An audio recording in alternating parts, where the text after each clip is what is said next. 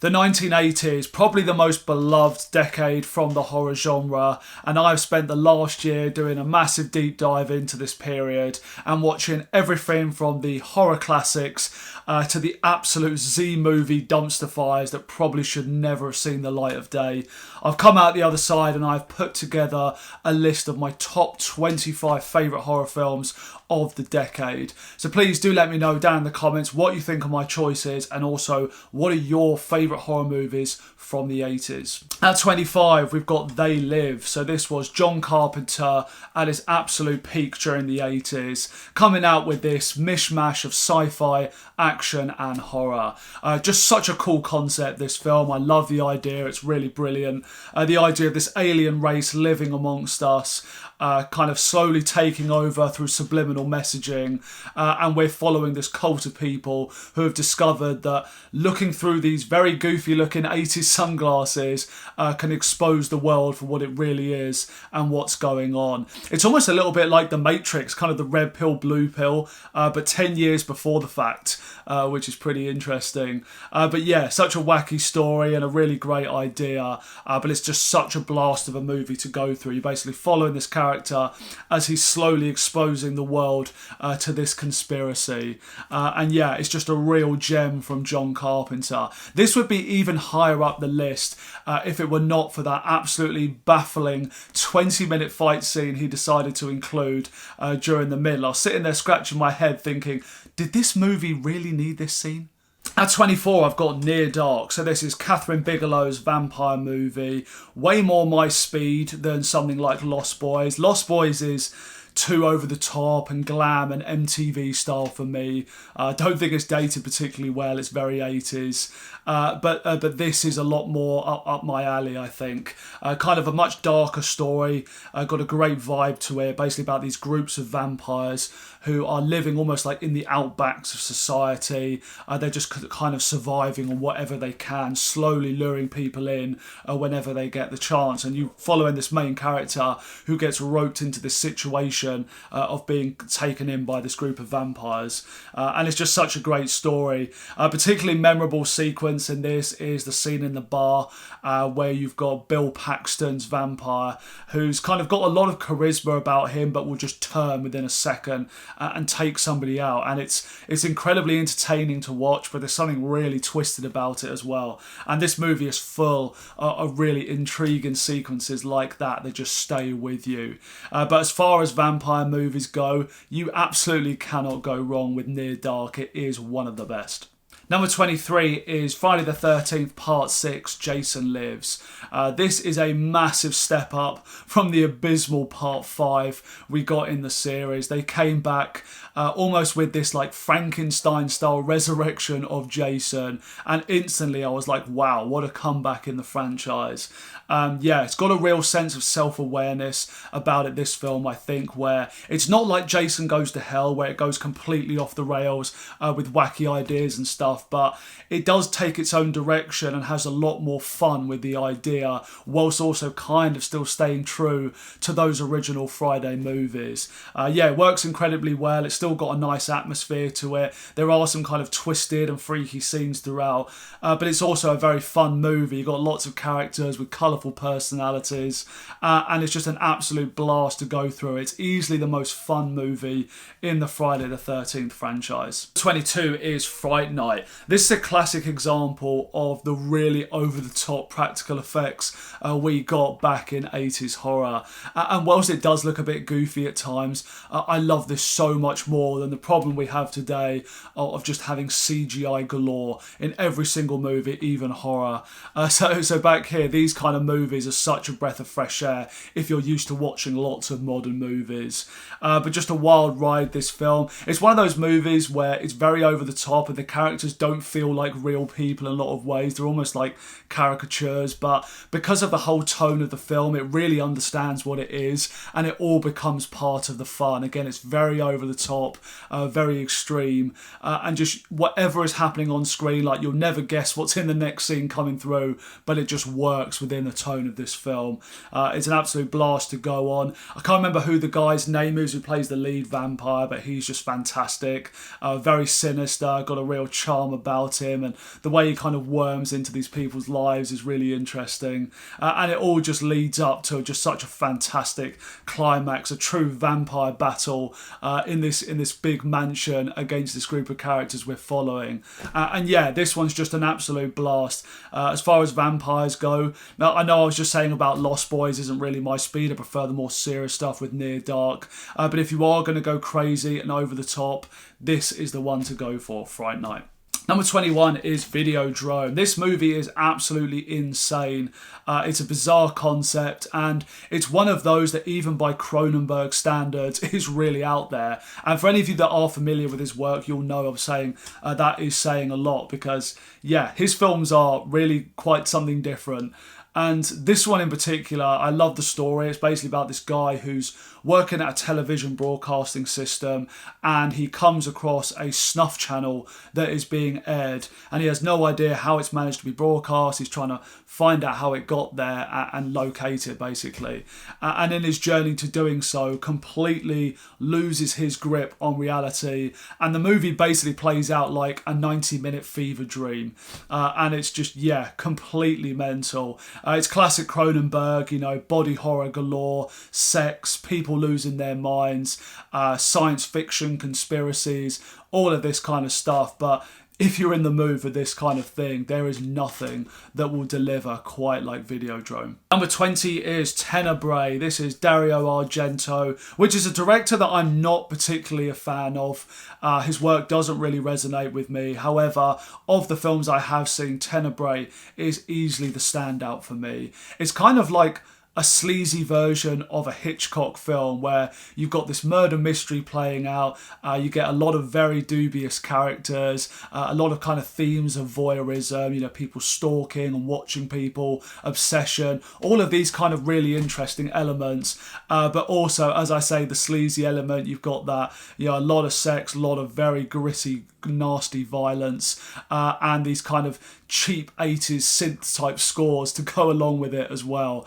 But it definitely does create something unique about it, and this one has stuck with me. A particular scene towards the end, the way the film climaxes with the girl sitting by the window, that is a gnarly scene that has really stuck with me. And I just think the movie's got some really great tension as well. Like, there's a particular scene in an art house where this woman is being chased through the whole place, like this huge house, like a maze. She's being chased all over from like a POV, and yeah, it's a truly tense scene. You have no idea how it's going to end, and I was really on the edge of my seat. So this one for me stands out way above all of the other Argento movies. I end up finding myself quite bored with a lot of his other films, but Tenebrae is the standout. 19 is Evil Dead 2. Probably for most people the favourite in the Evil Dead franchise. It was effectively a remake of the first, but a lot more bombastic, a lot more comedy brought in, and of course turning Ash, Bruce Campbell, really into our main character and focus of the film, where he got all the personality. And I definitely get why people love this film. I have so much fun with it, and I've warmed up to it a lot over the years. It's the first like 40 minutes for me that just really makes it. Like, when the Book of the Dead is opened and your possession stuff starts to kick off, and it's basically Ash versus the cabin in the woods, and the place is just coming alive, and you have no idea what the next thing he's going to need to tackle is going to be. The movie is just so much fun. It's crazy. It looks insane. I love all of the kind of gory effects of it, like the deer head coming to life and everything, and the chainsaw. It's just incredible stuff. Really creative. From the mind of Sam Raimi, obviously back in his early days when you could just feel the passion in these movies. There is no doubt why this has become such a big cult classic, and one of the most unique ones of its time. Number 18 is Nightmare on Elm Street Part 3, The Dream Warriors. Easily the best sequel of the franchise, and I just love the concept of this one, having these group of kids coming together in this psychiatric hospital and working together to overcome Freddy. It's just a cool idea. It's a great location for this kind of movie. I really love the returning characters. Obviously you've got Nancy back, you've got her father back, and there's just a little bit more gravitas in this one because you've got an actress like Patricia Arquette in the lead, who was just a wonderfully talented actress, and she just really brings something a bit more, gives a little bit more depth to this movie, which I think was kind of missing in some of the other entries. Of course, this was the first one to really infuse comedy and horror. This was really the stepping stone and the change of direction for the rest of the franchise, but they got it just right here. The movie's genuinely funny. Freddy was this huge personality, of course. You got the great one-liners. But there's also some really dark and twisted stuff here as well. Like the kid being walked out of the hospital, off the building, like a puppet being walked out like via his tendons. It's a really dark and nasty scene.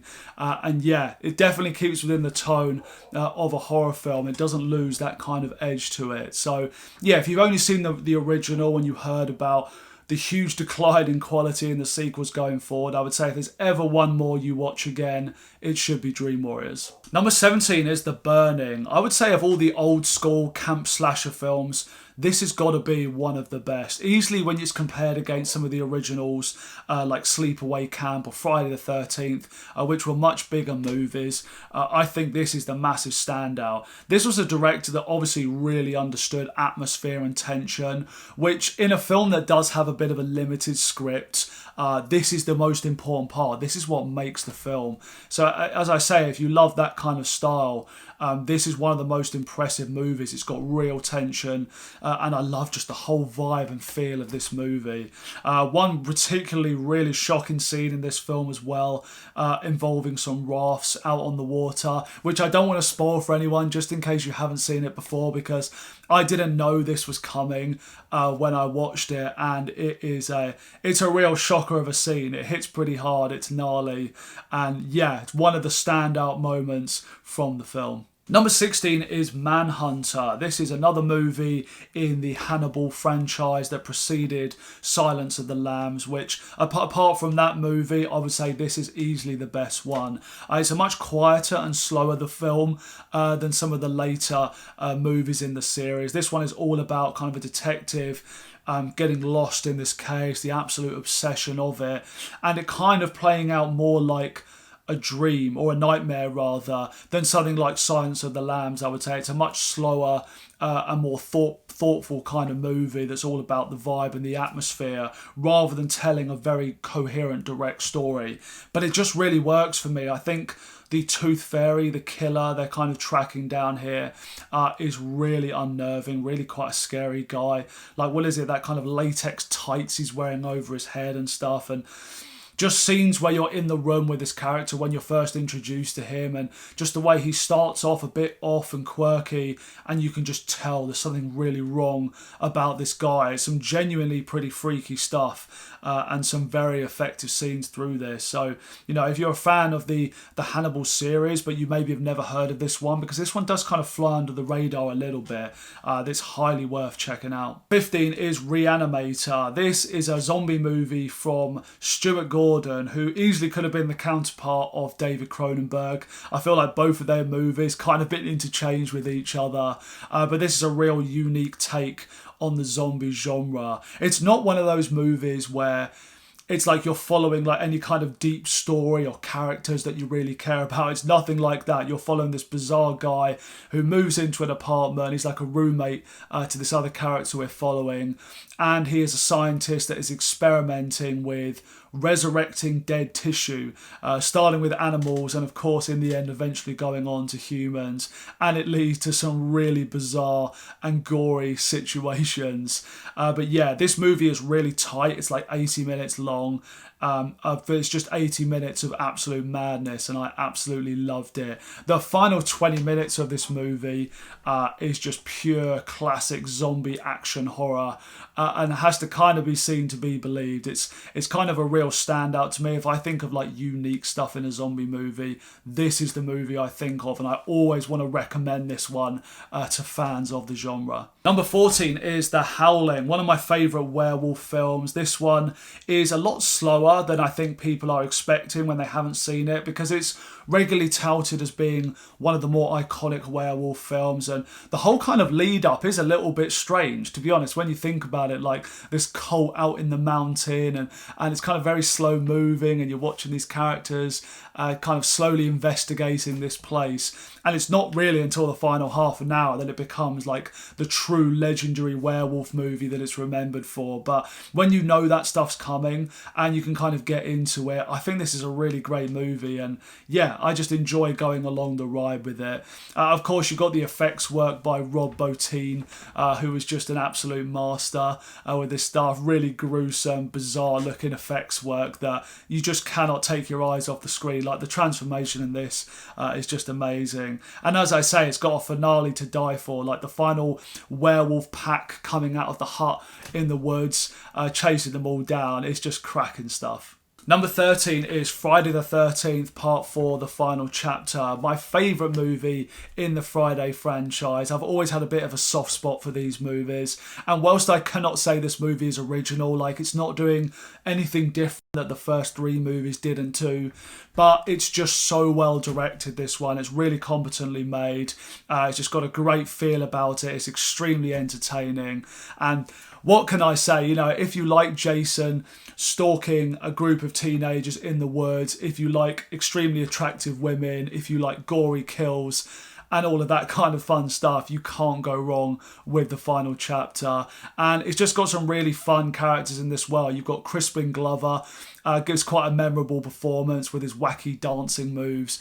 And you're also following a young Corey Feldman as well, like an actual character you're following, which is kind of more unusual in these kind of movies. Or one that you care about, at least. But yeah, I think this is definitely the scariest of the Friday movies as well. I think the guy who played Jason was definitely the most menacing in this one. Like when that guy is around you, you're really like, oh God, like you feel like you really need to escape that place. He just brings a new flair to it that a lot of the previous ones didn't manage. So I appreciate these Friday movies. They are cheap slasher fare from the 80s, but if you're into that kind of thing, Part 4 is the one. Number 12 is Poltergeist, a real classic from Steven Spielberg. Is it still debated whether it was actually directed by Tobe Hooper or Spielberg? Spielberg was certainly there producing the film, and in a lot of ways it feels like a Spielberg movie. But I love this movie, and I think the thing that makes it work so well is just that family dynamic. Like, it's one of those things where when you care about characters in films, you realise how quickly you start caring about everything else going on. And Poltergeist is just a classic example of that. Like, because obviously a lot of the effects work hasn't dated that well. Like, the poltergeisty stuff going on, it's there. It's kind of a setup for this kind of family story. But yeah, the whole thing just comes together really nicely. And that scene I always remember is the guy in the bathroom. Like, that's the one scene I remembered about this film before rewatching it, where he's kind of starting to lose it a bit, and he goes in and his face ends up like melting off, like he's pulling his face off. And it's a pretty shocking scene, even now when you know it's coming. Number 11 is the original Evil Dead, my favourite of the Evil Dead films. Probably unpopular, I think, because as I say, people mainly love 2, but I just love the gritty, low-budget style of this original. And the fact it's pure horror as well. Like, there is absolutely no comedy in this one. And whilst it's got a little bit of a slow start up, once it all kicks off, the Book of the Dead is revealed, and all of the girls in the group start becoming possessed. It just turns into an hour of complete horror madness that does not let up. It's like absolutely relentless. It's almost funny in how relentless the horror of this movie is. But yeah, it's just a lot of fun, this one. There's still some pretty freaky stuff, I think. Like, the low budget sense of the film actually is kind of what adds to it in a way. Like, it's kind of scarier, even though you can see some of the problems with it in a way. But I love the cabin in the woods setting as well, and this movie is just an absolute blast. You know, it's low budget, it's fast paced, horror fare without much story there, but it is incredibly entertaining. Into the top 10 now, and at 10 we've got Hellraiser, Clive Barker's masterpiece from the late 80s. One of those movies that if, like me, you're expecting something kind of mainstream, like standard 80s horror, you probably would have been a bit perplexed by Hellraiser. But I think this is one of those that you have to be open-minded about. Like, if you're okay with the more grotesque side of horror, I think this one works really well. And just a really interesting movie. The fact that all these bizarre creative ideas, Clive Barker just absolutely ran with this one and kind of sort like went to just did it and see what would stick. And it actually turned out to be a really good movie. Just every scene has a complete what the fuck moment going on within it. The crazy story of Frank being resurrected in the attic and having the woman bring him victims, like sexually luring people in. Yeah, just a bizarre story that is really entertaining to watch. Plays out like one big nightmare and just has some really vivid imagery, I think, that will stick with you. Especially leading up to the first reveal of Pinhead. Like, that whole desire, you get why that cover on the DVD case would have probably, or video case back in the day, would have attracted people in because it's just such an iconic horror image. Number 9 is Day of the Dead. This is regularly said to be the worst of the Romero zombie films, but I actually think it's the best. It's the most interesting of the three. I think the conflict with the scientists and the army down there just creates not only some great commentary for some of the debates between these two groups of people, but it's just really over the top and fun to watch as well. Like, you can kind of see it from both perspectives, but it's just kind of really entertaining and enjoyable to watch. And this movie, I think, above the previous two, the effects work is absolutely astounding. Like, I love Dawn of the Dead, but I've always found the effects work in that film to be really dodgy. I'm sorry, I know it's Tom Savini, and I know he's the master, but it just looks really cheap and nasty, I think, whereas in this film, it was absolutely transformed. Like, the whole death of the army sergeant at the end is just absolutely legendary. Number 9 for me is Child's Play. I remember watching one of the Goosebumps episodes when I was younger, the one about the doll living in the attic and kind of moving around in the night. And as a child, that absolutely terrified me. And when I became aware of the Child's Play films and Chucky, I was like, there is no way that I'm going to be able to handle those films. But this one has some incredibly memorable scenes. I think the whole kind of build up, like the first one was kind of different to the others because obviously in the later films you know who Chucky is, so it's all about Brad Dourif and the personality. But in this one, there's a bit of a mystery element as well, you know, where they think the kid is behind the killings. And I just think that scene in the middle where the mum is shaking Chucky and she's slightly paranoid and she's kind of questioning her sanity a little bit, like, this doll isn't alive, but I'm just going to shake it to find out. And when Chucky comes to life and starts freaking out on her, just one of the best scenes ever from 80s horror. Number 7 is The Fly, my favourite of Cronenberg's films. And whilst this one is probably most well known for obviously the disgusting body horror and like the whole transformation of Jeff Goldblum becoming a fly after this experiment gone wrong, I was actually amazed by how emotionally this movie really affected me. Like, I love Jeff Goldblum, I love Gina Davis, and the whole kind of tragic circumstance of what's going down and their relationship falling apart. It's kind of heartbreaking in a lot of ways, and it kind of takes this film to another level, really. So whilst it is like a body horror classic, it's actually got quite a bit of depth to it as well. But undeniably, like, the effects in this film are really disgusting and will definitely stay with you. And just, yeah, watching a man slowly transform into a fly, there's just something so wrong about it. And Jeff Goldblum's performance in this is just outstanding. You know, when he's first starting to like have these effects and strength and stuff, and how he's almost like enjoying it, and then slowly his body's starting to fall apart and he's starting to lose it. It's just amazing stuff. At 6, I've got Christine. This is my second favourite John Carpenter film. Again, another one from his peak when he was just on such a hot streak. And this is one of those movies that really shouldn't work. Like, it's about a demonically possessed car. Like, that doesn't sound interesting. It doesn't sound like you could make that into a serious movie, but somehow the whole thing works incredibly well. And I love this movie because the lead character, you're kind of expecting this arc where he gets pulled in at the end, has to realise he's been sucked in by the evil and has to overcome it. And it's like, no, in this movie, he hates his kind of normal life of being bullied and everything before that, and he just absolutely embraces this evil with his awesome car and just descends into the darkness, leading to this really tragic ending. And I just feel like that's a really unique direction for a horror film to take, especially at this time.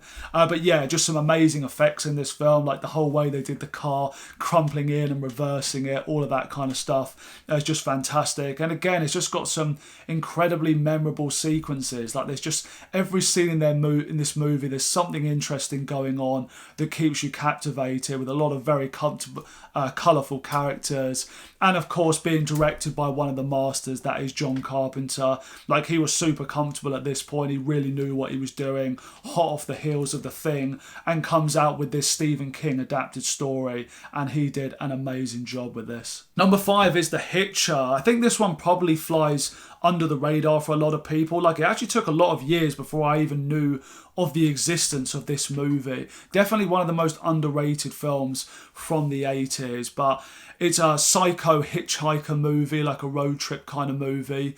And it works so well, not only because of Rutger Hauer's amazing performance. Like for anyone that like saw Blade Runner, of course, will know how good Rutger Hauer is. He's just captivating. He's so sinister. You're just glued to the screen watching this guy. He really was one of the best.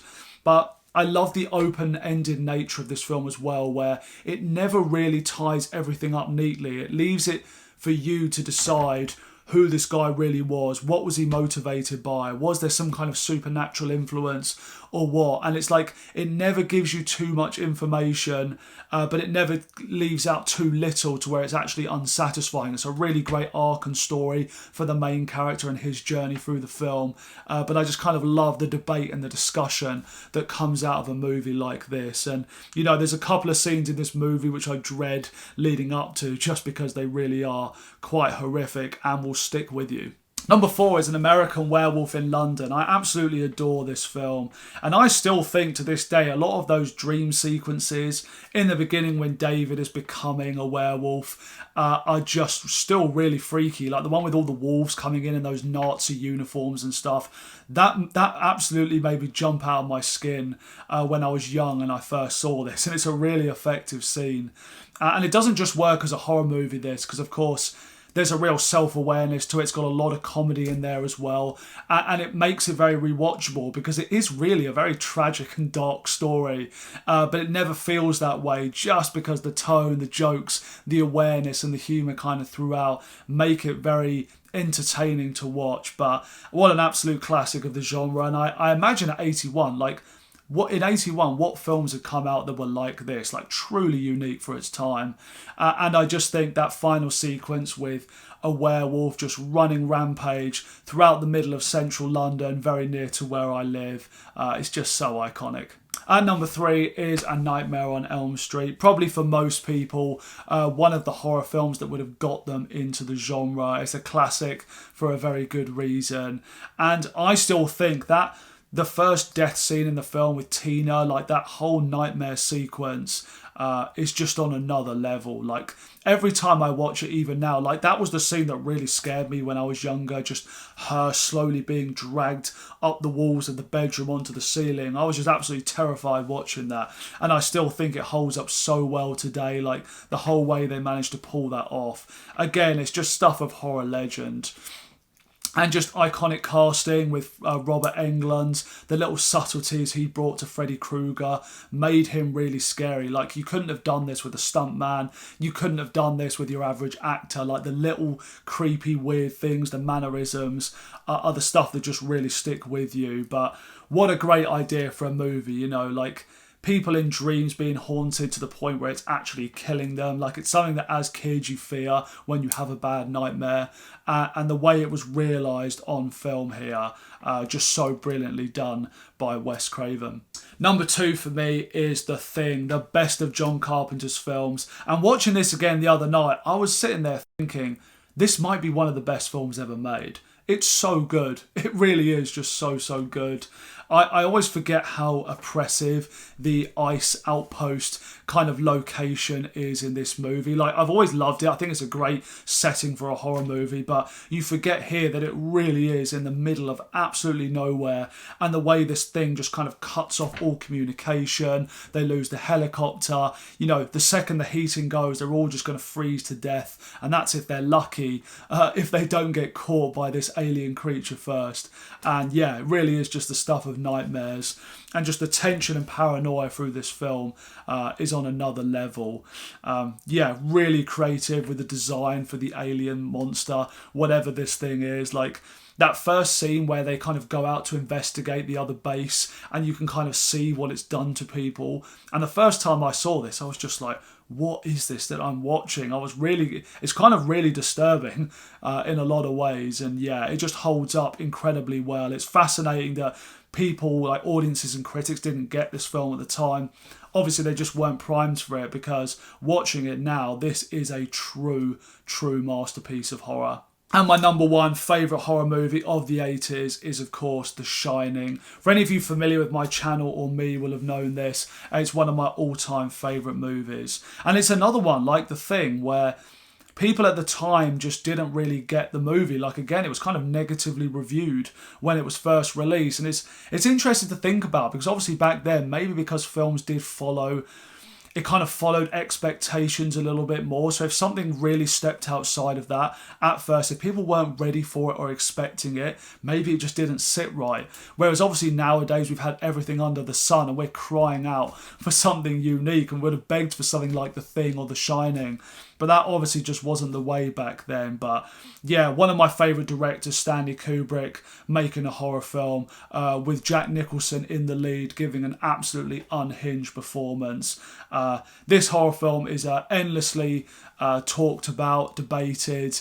There's so much to say about this one. One day I will do a full commentary or analysis on the film, because I love it so much. But for me, easily my number one pick from 80s horror. Guys, thank you so much for watching my video. I hope you really enjoyed my list. As I said, let me know what you thought of my choices, and let me know all your favourite horror movies from the 80s down below in the comments. So thanks so much for watching. Do take care, and I'll see you soon.